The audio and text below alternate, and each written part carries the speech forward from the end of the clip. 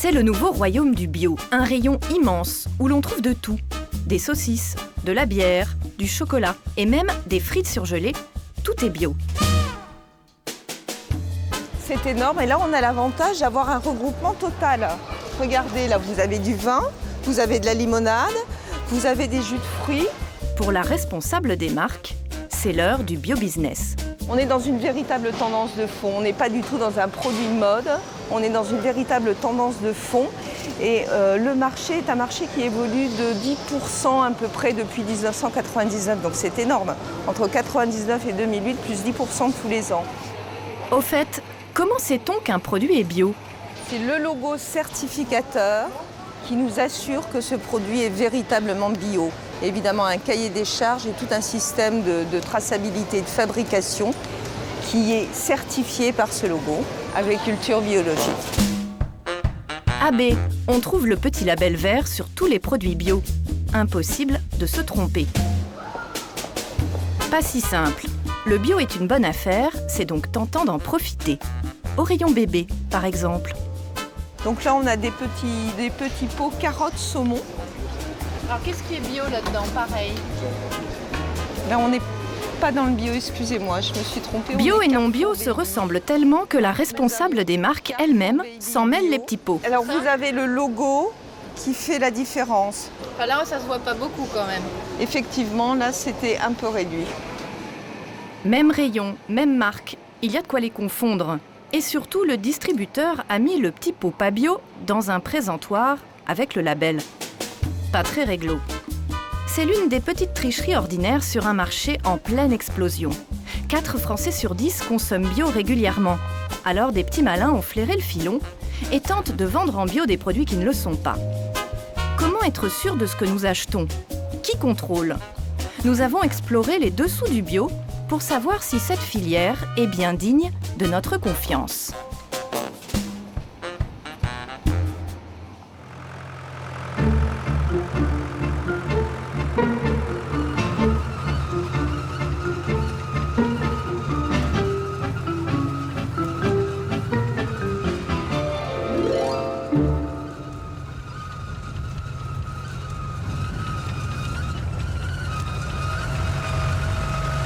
Qu'est-ce qu'un agriculteur bio? C'est un agriculteur qui a des convictions. Ça fait presque 15 ans que je suis installé en bio. C'est la 3e année que je fais des poireaux et sans produits de traitement d'origine chimique. J'ai jamais compris ce qu'il y avait décrit sur une étiquette et rien que ça déjà ça me plaisait pas. C'est le bio qui m'a paru le plus évident. Et bon, le tout en plus avec tout ce qui était lié à l'environnement. Dominique a 36 ans. Il gère une ferme de 75 hectares et emploie plusieurs salariés. Il produit des céréales et des légumes. Cultiver bio, c'est comme jouer une partie d'échecs avec la nature. Sans engrais, sans désherbants ni insecticides. Un jeu où il faut toujours avoir un coup d'avance et l'œil rivé au sol. Un des gros postes, en fait, c'est l'observation. Parce que les moyennes d'intervention étant quand même relativement faibles, souvent ça demande d'être hyper réactif. À ce jeu-là, il n'y a pas de joker. Quand on perd tout. Vous n'êtes pas tenté quand même à un moment de vous dire je vais utiliser un produit qui n'est pas autorisé en bio, mais juste parce que j'ai envie de sauver ma récolte? Non, jamais. Ça m'est encore jamais arrivé. Je sais que peut-être une fois sur 10, je vais perdre la récolte, c'est possible. En bio, c'est que c'est plus facile de perdre sa récolte parce qu'effectivement, il n'y a pas de moyen de rattrapage. Un des gros avantages de la chimie, c'est qu'en gros, on peut faire à peu près n'importe quoi. On est toujours sûr de trouver un moyen pour rattraper. Après, c'est une question de compétence. Ça veut dire qu'il faut être meilleur en bio Bien quand sûr. on est en bio? Dominique peut quand même utiliser certains produits. Des engrais sont autorisés en bio, à condition d'être d'origine naturelle. Bon, là, il est un peu vieux, il commence à être un peu dur. Voilà comment ça se présente, des formes de petits bouchons. Alors ça doit être une vinasse de betterave et ça doit être de la fiente de poux, de la plume. Et la plume est pas mal utilisée pour faire les engrais parce que c'est l'azote. Ça doit bien avoir au moins 3 ans de stock. Ça. Vous les utilisez pas en fait? Pour l'instant, j'en ai pas eu besoin. C'est un peu mon stock sécurité au cas où il y ait de gros problèmes sur les légumes, à me dire une grosse carence en azote ou autre. L'agriculture bio est plus difficile que l'agriculture dite conventionnelle. Elle demande plus de temps, plus de main-d'œuvre, et donc elle coûte plus cher. Ouais, on va être juste pour faire la commande de demain. Principal argument de vente, le label AB. C'est la garantie que les poireaux sont bio. Mais pour l'avoir, il faut se soumettre à un contrôle draconien.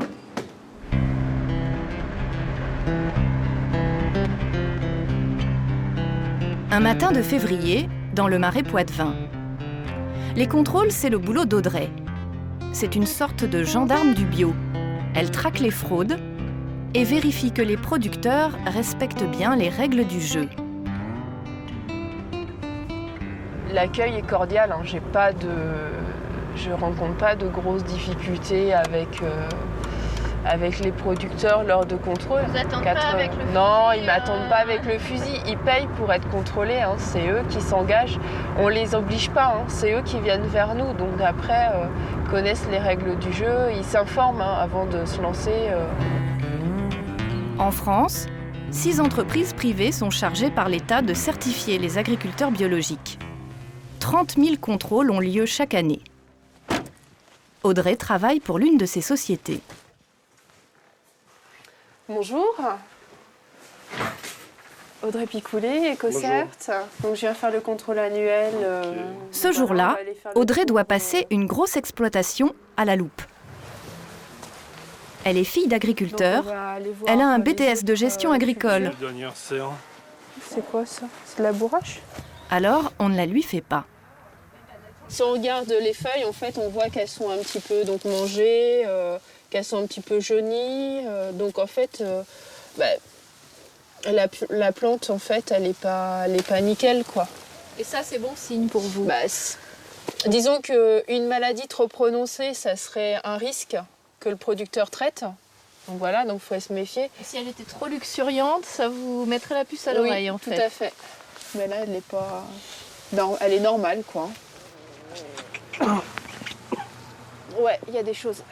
Là, je vais aller vérifier si le terreau qui a servi est bien bio. Donc normalement, je devrais trouver les garanties sur le sac. Voilà, donc c'est marqué bio. Ça, vous regardez souvent les sacs vides comme Tous, ça? ouais, tous. Il faut absolument avoir les garanties sur tout ce qu'on achète, quoi. La réglementation bio est très rigoureuse sur ces points-là, donc voilà, c'est ce qu'on contrôle. Et s'il y a une non-conformité, qu'est-ce que vous faites alors?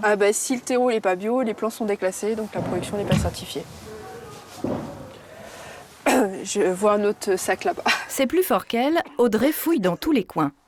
En plus du contrôle annuel, elle fait aussi des visites surprises. De quoi se sentir fliquée. Est-ce que c'est pas un peu stressant, la visite de l'auditeur d'EcoCert?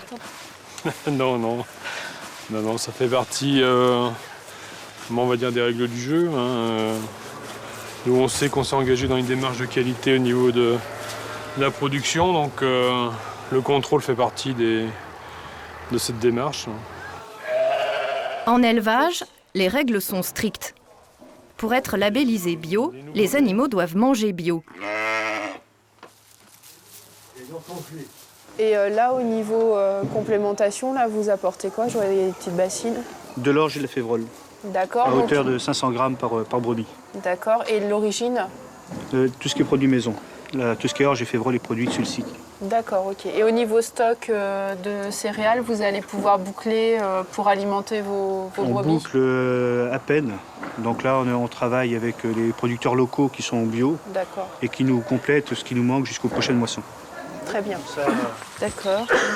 L'essentiel du boulot d'Audrey, c'est donc d'inspecter par le menu ce que l'éleveur donne à manger à ses bêtes. Tu peux voir tes oreilles? Et ils mangent le foin. Ils sont céréales et foin. Bon, c'est rare, hein, des cochons qui mangent du foin. Hein. Eh ben, moi j'étais surpris de voir sur les Toutes ces règles sont consignées dans la Bible du bio, le cahier des dans le charges. Bon, tant mieux, hein, parce que c'est prévu au cahier des charges, donc s'ils en mangent... Vous mettez pas de minéraux, rien? Non. Comment vous êtes sûr de ce que vous dit monsieur? Bah, en fait, après, moi, je fais des ratios. Je vais aller vérifier le stock de céréales, le stock de foin, qu'il y a bien les capacités pour fournir l'alimentation pour tout le monde, en fait. Hein. Il y a juste à regarder les surfaces, faire les rendements, et après, on voit si c'est cohérent ou pas, quoi. 3 heures plus tard, fin de la visite. Mais le contrôle n'est pas terminé. Est-ce que vous avez mis de côté tous les certificats de vos fournisseurs? Pour chacun de ses achats, l'agriculteur doit montrer patte blanche, facture, certificat bio, une montagne de paperasse à éplucher, pire qu'un contrôle fiscal. Et Audrey ne laisse rien passer. Il me semble qu'il manque la facture du maïs, justement. Bah, si ça se trouve, c'est au siège, c'est parti au siège. Il faudra me le ressortir. Ouais. Une facture qui manque, ça peut aller jusqu'à... on peut déclasser un produit? Bah oui, si on n'a pas la certitude que c'est bio, on déclasse, oui. En tout cas, on ne certifie pas. Après 2 heures d'inspection, le producteur respire enfin. Il décroche son certificat. Et alors, il faut que vous mettiez votre nom, prénom, lui approuvé. Au final, le contrôle lui aura coûté une journée entière et près de 1 000 €. Le label AB coûte cher. Alors certains tentent d'en contourner les règles. Le bio aussi a sa face cachée.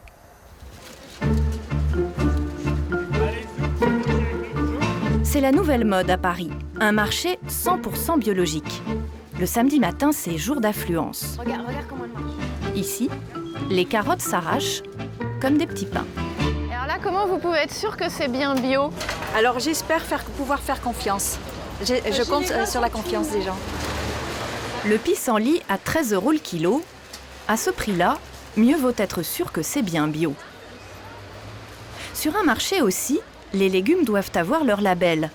On le retrouve sur les étiquettes. On peut même demander aux vendeurs de présenter leur papier.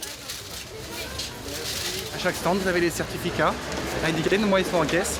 Comme quoi, on est en bio et on est certifié. Et le certificat là, est valable jusqu'au 31 décembre 2009. Vous pouvez me montrer à quoi ça ressemble? Parce que ça, j'en ai jamais vu. Ce vendeur ne fait aucune difficulté pour nous montrer son certificat. Il a été contrôlé par EcoCert. Ses produits sont bien bio. Nous avons voulu savoir si tous les commerçants respectaient ces règles du jeu. Munis d'une caméra discrète, nous jouons donc les candides. Sur cet étal, aucun label, aucune étiquette. Alors, je voudrais des courgettes, s'il vous plaît. Vous m'en mettez 3.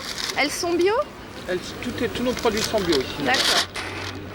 Et comment je sais que c'est vraiment bio alors? Comment vous savez? La réponse est pourtant simple. Le label AB. C'est la garantie officielle du bio. Comment je sais que c'est vraiment bio? C'est une bonne question. Vous ne pouvez pas savoir. C'est nous qui vous garantissons la bio-attitude. Tout le marché est bio, hein, donc tout le monde est contrôlé et voilà. D'accord, mais vous n'avez pas de, je sais pas moi, de label, de papier, de... Ah non, on est contrôlé à partir du moment où on s'installe sur ce marché-là. Ah d'accord. Non, c'est parfois, il y a des, vous savez, le label, comment ça s'appelle là? AB. AB, ah oui, mais c'est pas un label. Ah oui, donc vous n'avez pas le label AB par exemple ou AB, ça veut rien marqué? dire. Non, AB, ça veut rien dire pour nous. Merci. La bio-attitude de cette vendeuse nous laisse quelques doutes. Le prix en revanche est bien bio. 9,20 € madame, s'il vous plaît. 9,20 € pour 3 courgettes, un céleri et un brocoli. Le juteux marché du bio aiguise l'appétit des fraudeurs. Je suis désolée, hein, je suis un Et peu pas seulement curieuse. sur les légumes, sur la viande aussi.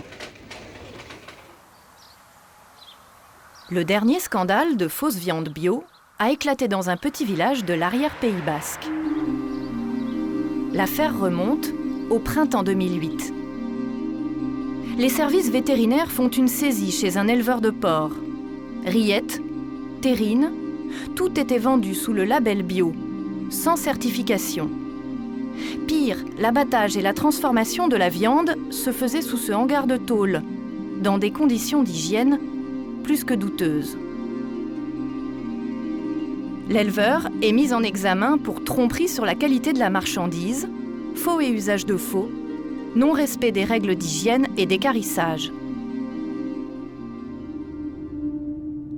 Mais comment a-t-il pu écouler de faux produits bio durant près d'1 an et demi ? Nous décidons de nous rendre sur place pour tenter de le rencontrer. Nos coups de téléphone sont restés sans réponse. Visiblement, il continue son activité. Mais au détour d'un bâtiment, nous allons faire une découverte étonnante. Des cadavres de cochons, abandonnés au milieu du passage. Triste spectacle d'un élevage qui semble bien mal tenu. Des détritus, des médicaments jonchent le sol et traînent un peu partout derrière les bâtiments. Comment ce producteur a-t-il pu passer pour un éleveur bio et commercialiser ses produits dans 4 départements du Sud-Ouest ?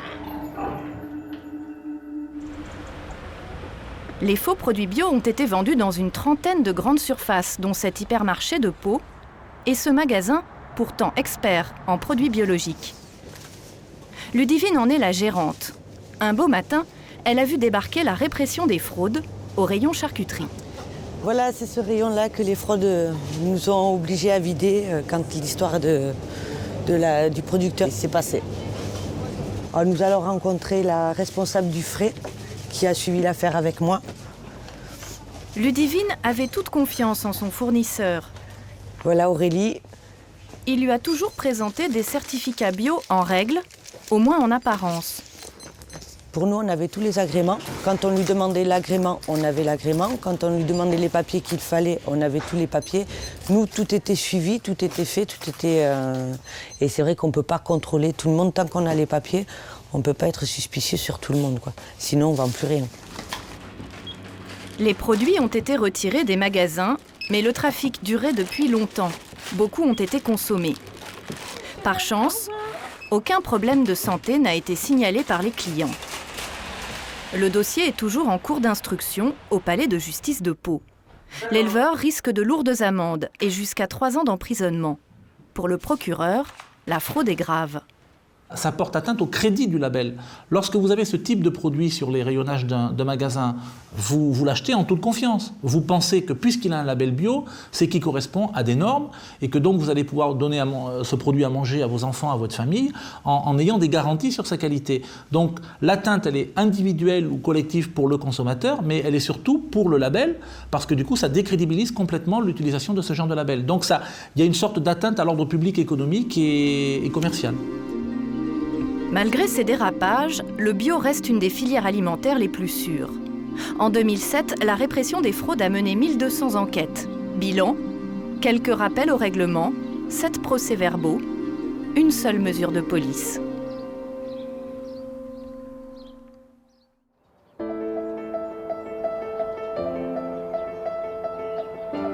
Au programme d'Audrey, aujourd'hui, des contrôles à l'improviste.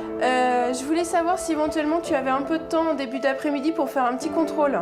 Juste un coup de fil pour s'assurer que l'exploitant est bien chez lui. Merci, bonne matinée, à tout à l'heure. Ces contrôles inopinés ont lieu à tout moment pour dissuader les tricheurs, même s'ils sont rares. Ce qu'Audrey voit plus souvent, en revanche, ce sont des contaminations, des produits chimiques venant de champs voisins qui polluent une parcelle bio. J'ai eu le cas cette année d'une parcelle de vigne qui a été contaminée par un désherbant et donc le producteur a dû déclasser la totalité de sa parcelle en conventionnel. Même moi en tant que contrôleuse, ça me peine toujours qu'il y ait des accidents comme ça. En même temps, c'est la règle du jeu et on est tous conscients que pour le consommateur, c'est pas acceptable de faire rentrer des produits contaminés dans la chaîne bio. Le bio n'est pas à l'abri dans une bulle. Même quand tout est sous contrôle, il y a des failles. Nous allons vite le comprendre chez cet éleveur. Bonjour, ça va ? Ça va. Toi aussi ? Ouais, ça va. Benoît est producteur de volailles, alors il est très vigilant sur ce qu'il donne à ses poussins. D'accord, là tu mets des additifs alimentaires ? Non. Ah oui, c'est vrai. Alors, non, mais tu pourrais mettre des additifs dans l'eau. Toi, l'état sanitaire de tes poussins, là, tu es satisfait ? Là, ça va. J'ai eu une grosse casse au démarrage. Ah ouais à l'arrivée, mais moi, je pense à un problème de couvoir. Les céréales font partie des cultures dites à risque. On va regarder rapidement ce que tu as dans les silos. Les contaminations y sont plus fréquentes. C'est le maïs qui vient de chez toi, on est d'accord. Ouais. Alors les contrôles y sont aussi plus pointus. Alors on remplit des sacs de prélèvement pour envoyer à l'analyse au laboratoire accrédité. Ils vont chercher quoi?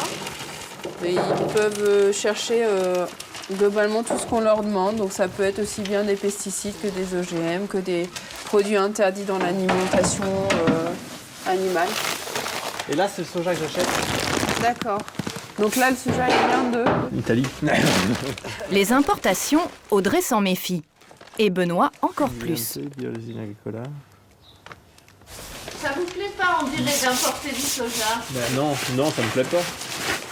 Ça me plaît pas. Et intéressez-vous d'ailleurs Elles se sont intéressées. aux causes. Pourquoi on importe du soja ici? Les produits bio qui viennent de l'étranger, c'est le point faible de la filière. Et Benoît en sait quelque chose. Il s'est fait piéger avec du soja importé de Chine. Du soja qui venait de cette usine. C'est une filiale du puissant groupe Terena, un poids lourd de l'agroalimentaire français qui compte 10 000 salariés et plus de 3 milliards d'euros de chiffre d'affaires. Donc là, on trouve en fait l'aliment qu'on fabrique dans cette usine, qui est de l'aliment pour des volailles, essentiellement des volailles de chair. Christophe Courrousset en est le directeur de la communication. Donc du blé, du maïs, du tourteau de soja, de la luzerne. Ces petits granulés servent de complément à l'alimentation des volailles. Ils sont produits à partir de céréales bio, du sorgho, du maïs, du blé, de l'orge et bien sûr du soja bio pour l'apport en protéines végétales. Il se trouve que sur les protéines, on n'a pas la production en France et en Europe et qu'en grande majorité aujourd'hui, elle est importée. Donc ce tourteau de soja-là, c'est un tourteau de soja brésilien. Au début de l'année 2008, nos producteurs brésiliens ont connu une baisse de récolte importante. Et il a fallu qu'on assure la jonction entre deux campagnes, entre celle du début de l'année 2008 et celle-ci. Et c'est là où effectivement on a fait appel à une importation chinoise. C'était la première fois, et ce sera la dernière aussi, compte tenu de ce qu'on a découvert dans le tourteau. L'alerte est donnée en octobre. Il y a de la mélamine dans les produits chinois. Une substance dangereuse qui augmente le taux de protéines et donc le prix du soja. L'usine fait des prélèvements. Le stock qu'elle vient d'acheter est contaminé. Du soja pourtant certifié bio, qui avait même subi 200 analyses en laboratoire. Toutes étaient négatives. Ça fait pas un peu mal au cœur d'avoir fait autant d'analyses pour se rendre compte qu'il y a quand même des fraudeurs qui passent à travers? On n'est pas à l'abri d'une fraude, la preuve. Après, c'est aussi à ça que servent les plans de contrôle. Il se trouve que sur la mélamine, on ne pouvait pas la trouver puisqu'on ne la cherchait pas. Donc ça, elle n'était pas inclue auparavant sur les autocontrôles. Donc là, on est sur non pas une non-conformité, on est sur une fraude, ce qui est très différent. Donc on a une procédure judiciaire engagée contre le fournisseur chinois. Les doses de mélamine étaient trop faibles pour présenter un risque alimentaire. Mais les 2000 tonnes de soja suspect ont été retirées des élevages en urgence. Coût de l'opération pour Terena, 2 millions d'euros. Après analyse, les volailles de Benoît n'étaient pas contaminées, mais le mal était fait. Plusieurs clients ont annulé leur commande de poulet. Ce producteur si vigilant s'est fait piéger par le seul maillon qu'il ne contrôle pas. Je suis forcément en colère que ce type de situation arrive. C'est dès qu'on rentre dans des logiques de gros volumes et d'échanges internationaux, il y a des risques, il y a des cahiers des charges qui vont être à peine respectés, donc on triche un petit peu pour rentrer dans... Voilà, quand le bateau il est chargé, si on n'a pas le bon taux qui correspond à la commande, qu'est-ce qu'ils font? On utilise 2-3 artifices pour tricher, quoi. Et pour moi, le problème, c'est effectivement c'est le fait qu'il y ait des céréales comme ça qui voyagent aussi loin. Ce que dénonce Benoît, c'est une forme de mondialisation du bio. Une affaire de gros sous qui n'est pas près de s'arrêter. Si le bio n'a plus de frontières, il finit toujours de la même façon, dans nos assiettes. Donc voilà, on arrive au niveau du rayon biologique pour les fruits et légumes. Des fruits et légumes bio, certes, mais sous cellophane, car eux aussi ont voyagé. Alors au niveau des approvisionnements, on est majoritairement sur des approvisionnements français, mais il faut savoir que ce ne sont pas des approvisionnements à 100% français, puisque vous avez dû en entendre parler, les terres agricoles bio sont un peu petites en France pour répondre à la totalité des approvisionnements nécessaires à une consommation grandissante. En fait, à y regarder de plus près, ils ont fait beaucoup de kilomètres et viennent souvent de l'étranger. Ces pommes viennent d'Italie, ce sont des poires d'Argentine. Et à côté, nous avons des pommes qui viennent également de l'Italie. Mais alors, la tomate bio d'Espagne est-elle aussi bio que la française? Aujourd'hui, la question ne se pose plus. L'Union européenne s'est dotée d'un cahier des charges commun. Depuis le 1er janvier 2009, les règles en bio sont les mêmes partout. À terme, notre label AB sera même remplacé par ce logo, le logo bio de l'Europe. Le problème, c'est que ce nouveau cahier des charges européen est moins exigeant. Donc là, ton bâtiment, il fait quelle surface? Donc lui, il fait 36. Le bio à la française avait les règles les plus strictes d'Europe. Les nouvelles règles pour Benoît sont trop laxistes. Là, je suis au cahier des charges. Ouais, mais le cahier des charges, il n'est pas suffisant. Ouais, ça suffit pas.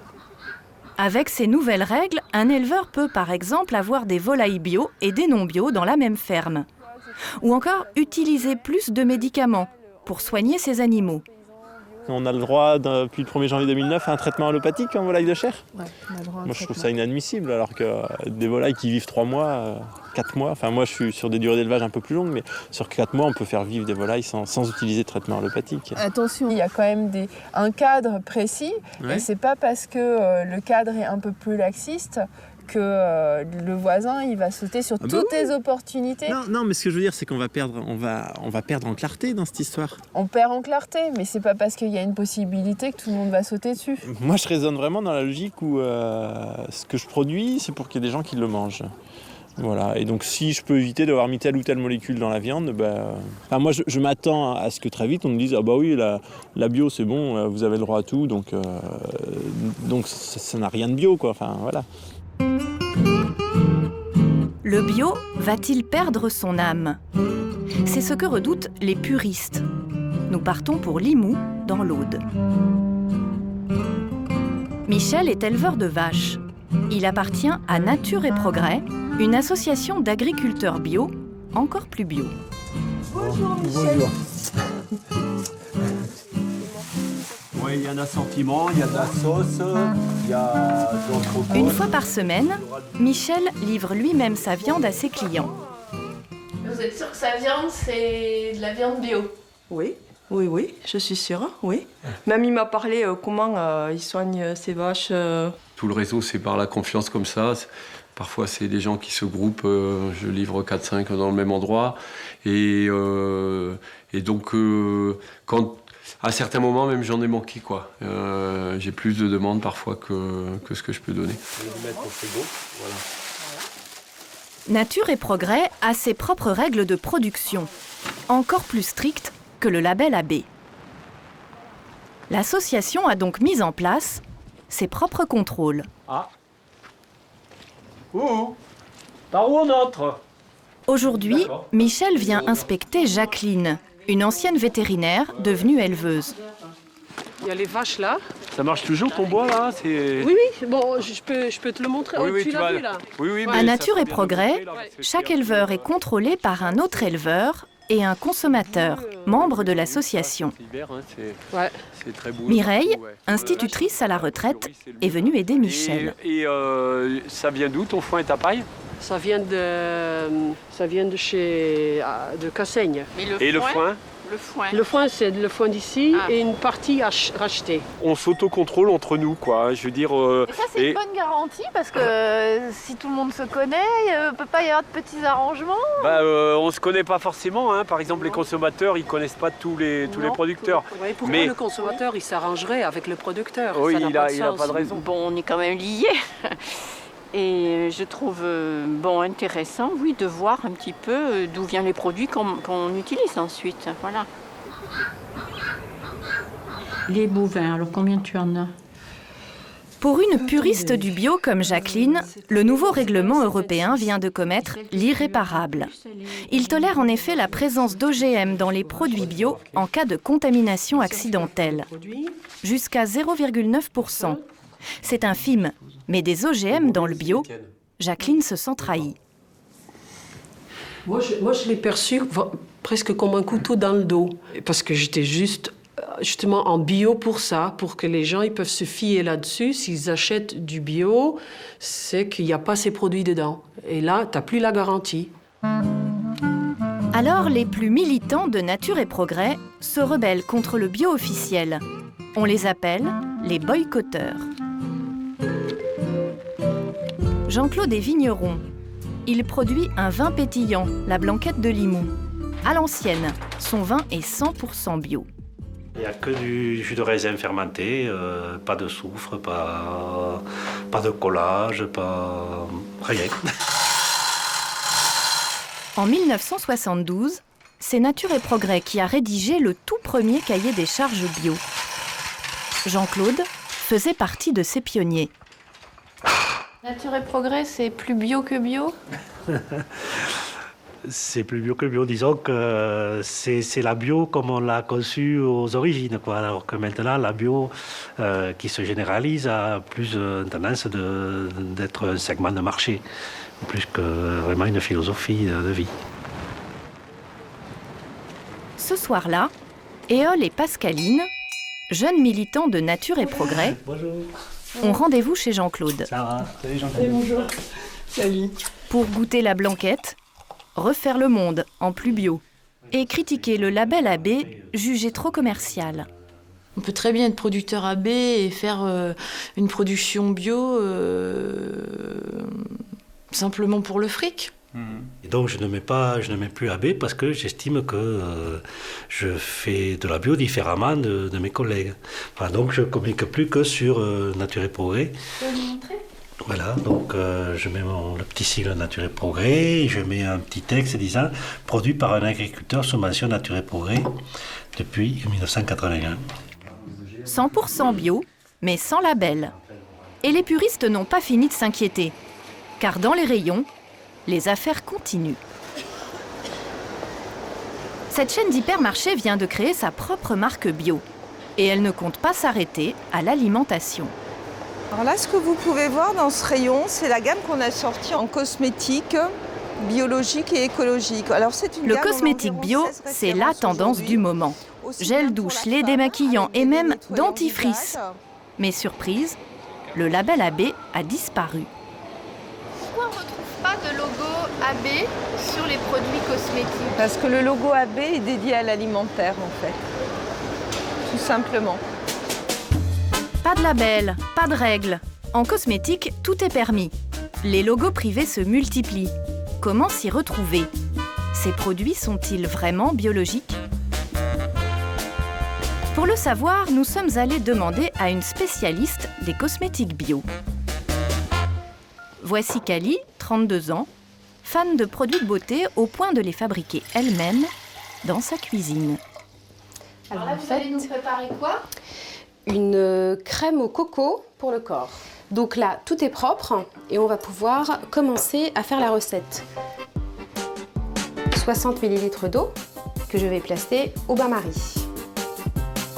Alors là, c'est de l'huile de sésame, toujours biologique. Et ensuite, je vais ajouter l'huile de coco, donc toujours biologique. J'ai toujours été une grosse consommatrice, surtout de produits de beauté, de maquillage.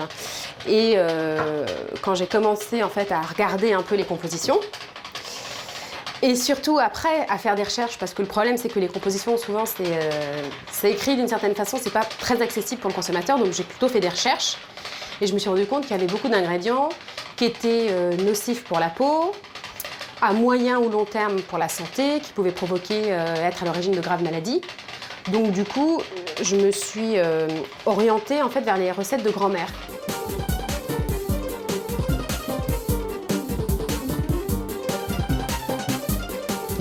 Alors là, je vais incorporer le conservateur. Donc je vais mettre 15 gouttes. Alors qu'est-ce que c'est exactement avant de mettre? C'est du benzyl alcool DHA.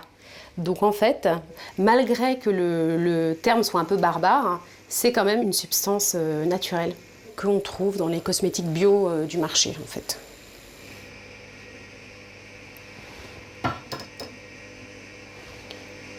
Et voilà, j'ai une crème pour le corps avec un très léger parfum de coco. Cali n'achète plus de cosmétiques en magasin. Pas question de consommer des produits qui contiendraient des substances chimiques. Quant à ceux qui s'affichent bio, elle va nous apprendre ce qui se cache vraiment derrière les étiquettes. Direction le rayon parfumerie, en caméra cachée pour éviter les vendeuses. Première leçon, la composition d'un produit. En fait, les 3 ou 4 premiers ingrédients qui vont être répertoriés au niveau de la liste qui est faite sur le produit, ça correspond à peu près à 80% du produit fini. Donc ça veut dire, en gros, ça fait vraiment l'essentiel du produit. Donc quand le cosmétique est censé être fait à base d'argan, s'il arrive dans les derniers composants au niveau de l'étiquette, c'est que c'est vraiment très faible. Deuxième leçon, le mot bio sur le flacon ne suffit pas. Toujours regarder ce qu'il y a derrière. Ce gel douche, par exemple, à l'avoine bio. Donc a priori, on se dit que tout est naturel, voire même bio. Par contre, on voit des labels nulle part. Alors, si on décortique, en fait, il n'y a que les extraits d'avoine qui sont bio. En fait, c'est une jolie pub. Donc voilà comment se faire avoir, quoi, en gros. Troisième leçon, se méfier des produits garantis sans produits chimiques. 0% d'alcool, 0% de parabènes et 0% de colorant. Juste génial.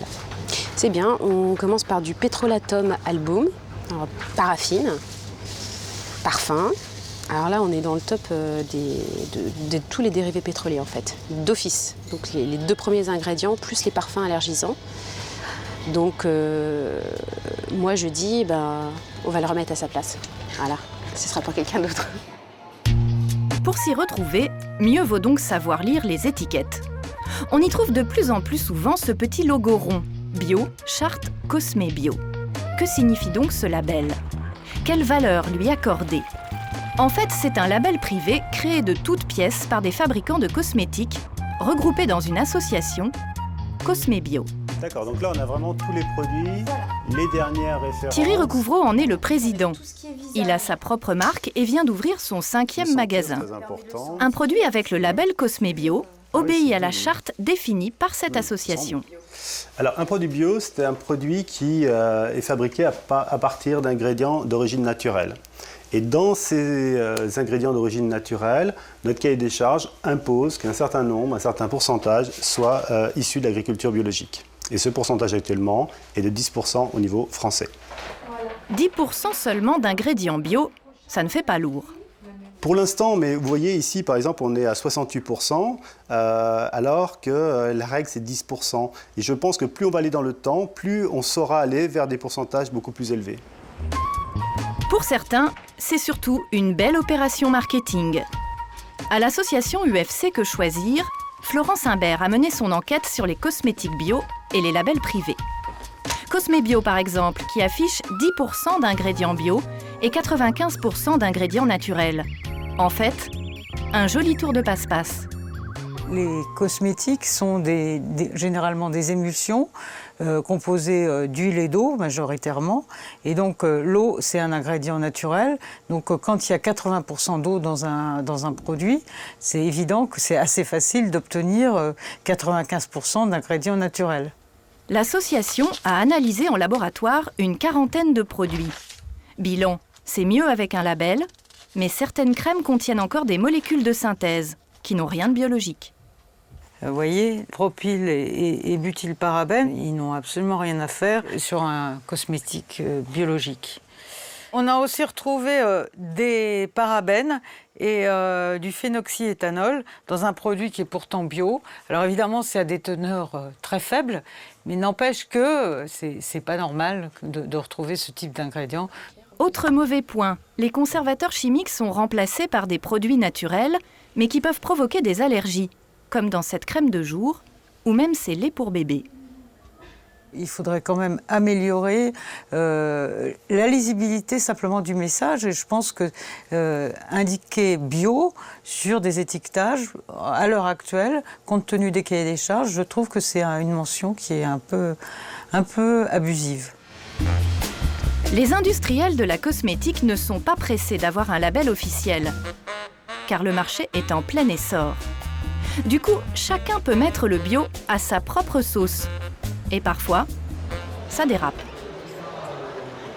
Dans les allées du Salon de l'Agriculture, nous avons rencontré Muriel. C'est du cochon bio? Oui, nous sommes italiens de Bologne. En fait, elle n'est pas venue pour la dégustation, mais en repérage. Elle distribue des cosmétiques bio auprès des comités d'entreprise et des pharmacies. Vous avez une éponge en support à l'intérieur et vous avez de l'huile essentielle. Toujours à la recherche de nouveaux fournisseurs, Muriel est devenue un peu méfiante. Et c'est bio certifié en Italie? Label bio Italia. Les labels labellisés bio. Voilà le code. C'est que Muriel a été victime d'une belle arnaque. En mai 2008, une société lui demande de distribuer ses produits 100% bio. Les échantillons portent le label Cosmé Bio. Muriel est en confiance. Elle passe commande. Elle achète même des affiches publicitaires pour les vitrines des pharmacies. On voit bien apparaître les logos Cosmé Bio et EcoCert. C'est quand même des publicités qui valent 150 € pièce. Tout qui fait penser que c'est quand même une société qui tient la route. Malheureusement, elle ne tient pas du tout la route. C'est le document... Les commandes de Muriel n'arriveront jamais. EcoCert lui affirme par ce courrier qu'aucun produit de la société McCann n'a été certifié bio. Certains contiendraient même des produits chimiques. Que les produits n'étaient pas certifiés. À partir du moment où on a des produits quand même, où il y a les logos, on se dit bon, on n'a pas eu trop de doutes. Après, j'en ai eu quand même pas mal et ça a été difficile, c'est vrai, de repartir après parce que j'ai été grugée, quoi. Au final, il vous a pris combien? Il y avait un droit d'entrée par zone qui était de 3 000 €, un stock de départ que j'ai payé, que j'ai jamais eu, qui était de 1 000 €, et puis tous les frais annexes.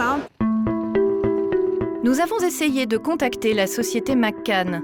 L'entreprise est domiciliée à Versailles, dans ce petit immeuble. Aucune plaque sur la porte, rien non plus sur les boîtes aux lettres. C'est une simple adresse postale. Seul contact possible, le site internet. Malgré plusieurs plaintes en cours, la société McCann vend toujours des cosmétiques sous le label Cosmé Bio.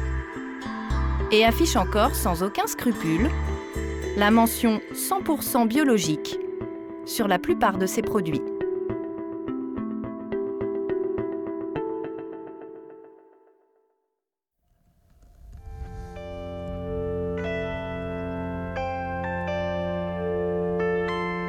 Le bio est à l'aube d'une ère nouvelle.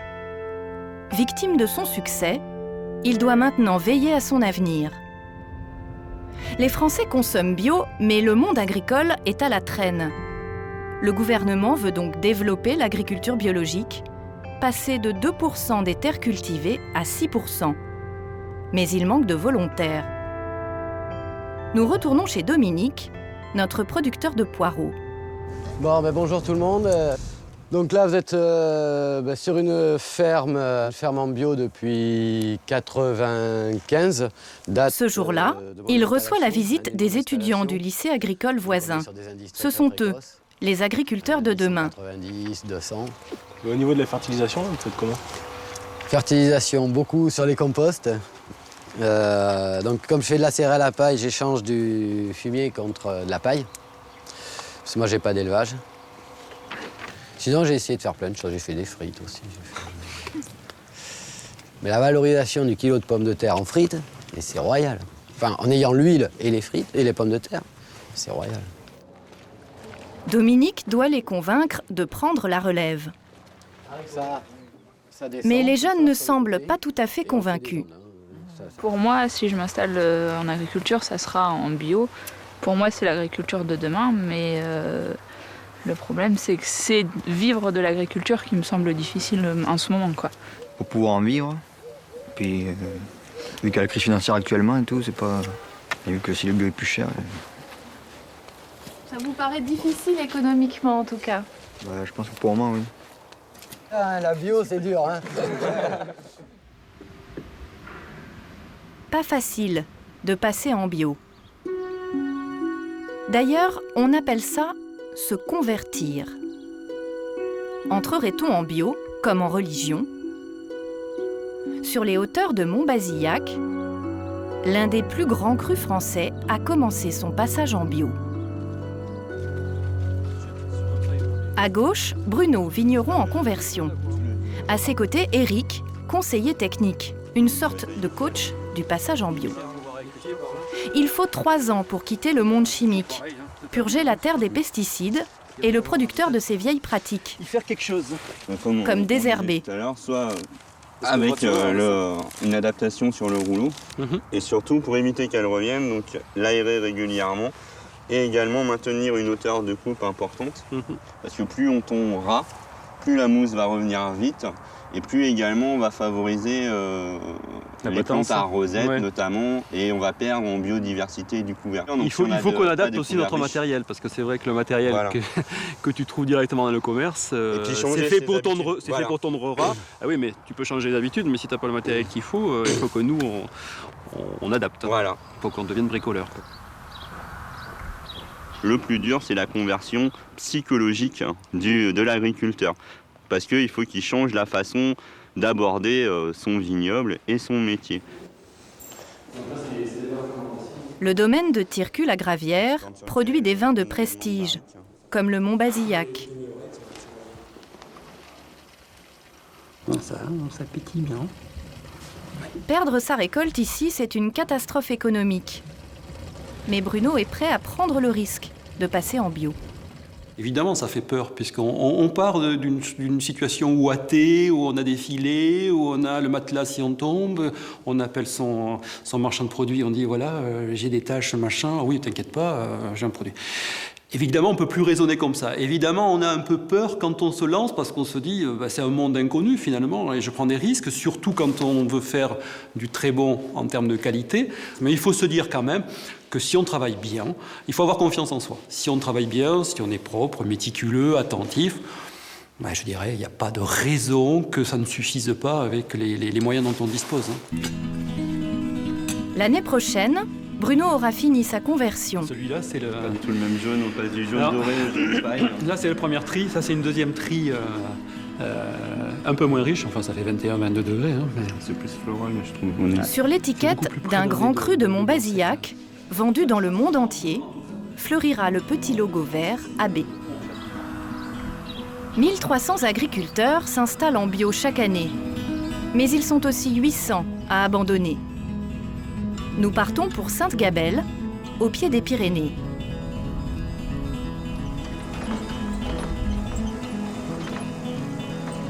Alain est aujourd'hui ce qu'on appelle un agriculteur conventionnel, qui utilise des engrais, des pesticides, du désherbant. Mais il y a quelques années, c'était un paysan bio. Les gestes d'autrefois lui reviennent malgré lui. C'est un geste que j'avais l'habitude de faire en bio, on le fait. En bio, là, la seule solution, c'est de passer comme ça. Alors, du colza, c'est inimaginable de désherber le colza à la main, comme ça. Vous le faites plus, ça? Ah non, jamais, non.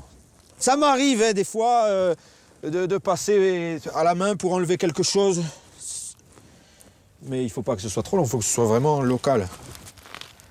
Alain était maraîcher. Voilà. Après 5 années en bio, il a abandonné. Allez. Il travaillait 60 heures par semaine pour gagner la moitié du SMIC. Ah, c'était trop juste. Le déclic, il s'est fait à 2 h du matin, une fois.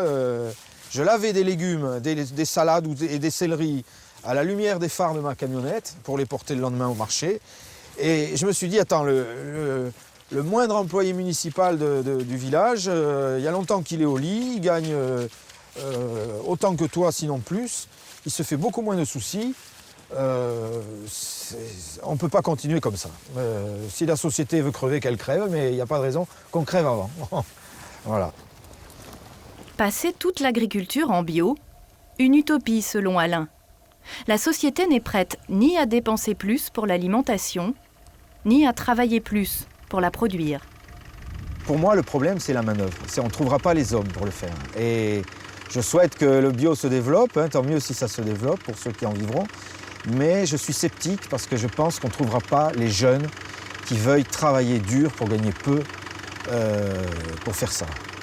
Mais pour vous qui avez commencé en bio, utiliser du désherbant, ça vous fait pas toujours un peu mal au cœur? Si, ça me fait mal au cœur, mais c'est toute la société qui fait ça. L'agriculteur, c'est celui qui le met, mais on est tous solidaires, c'est notre façon de vivre au XXIe siècle. C'est toute la société qui est responsable de ça. Et ça permet, du fait qu'il y a très peu de monde qui travaille la terre, ça permet de réduire les prix alimentaires et qu'on fait plein d'autres trucs avec ce qu'on a économisé sur l'alimentation. Il est 21h, Dominique travaille encore. Il gagne 1 000 € net par mois, mais il garde le sourire. Ça vous arrive souvent de travailler la nuit comme ça? Ouais. Ah, c'est quand même un sacerdoce. Vous y êtes encore, il fait nuit noire, vous êtes encore en train de bosser. Il faut être prêt à ça? Non, c'est pas... Enfin, ça va, c'est pas tous les jours.